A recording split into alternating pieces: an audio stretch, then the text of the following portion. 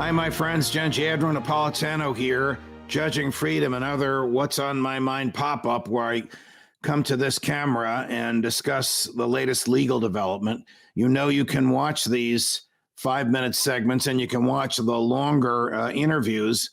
On Monday, I'll be interviewing Peter Schiff, who's just about the smartest economist, or one of the smartest economists I know on the free market side, as well as the inimitable Roger Stone, who today was before the January 6th committee of the House of Representatives. And I understand he pleaded the 5th. He'll describe to us what that was like. But today I want to remind you, please subscribe to these pop-ups that I do, and you can do so on the YouTube channel, and then subscribe to the alerts. None of this costs you any money. It just lets you know via email when I'm going to come on and discuss some event in the legal judicial community.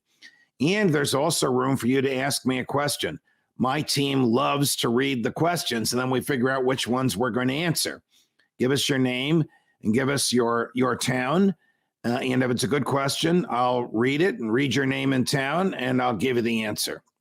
What's on my mind today is a decision by the Food and Drug Administration to permit the so-called morning after pill. This is what's known as an abortifacient.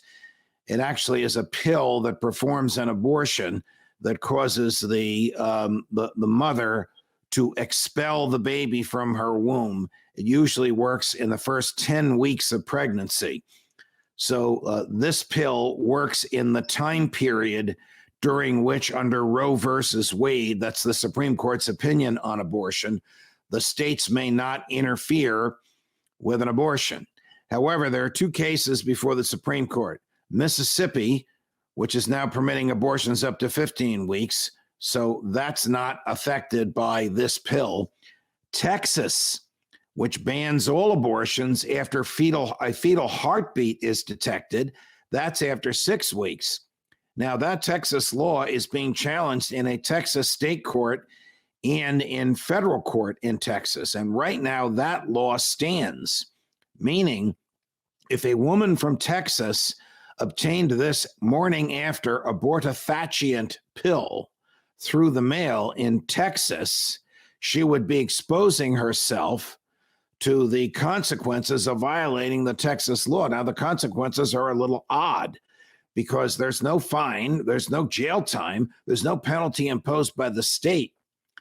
But if you do this, if you do have an abortion in Texas after 6 weeks, you can be sued by someone anywhere on the planet in a Texas state court. And all that person has to do is prove that you had the abortion or that you participated in the abortion, and then you owe them $10,000. Admittedly, this is an unusual statute, but it is the law, and the Supreme Court has declined to interfere with it.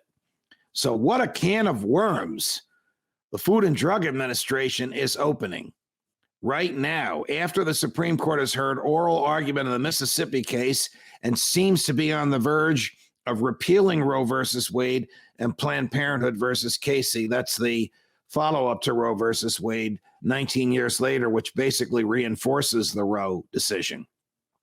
I can't predict where any of this is going to go. I don't know how anyone would know in Texas if a woman did use the morning after pill and did expel the baby from her womb. All of this adds another level of complication to abortion in America. Ask me any questions you want. We'll read the questions. I'll give you the answers. Have a nice weekend, Judge Napolitano, Judging Freedom.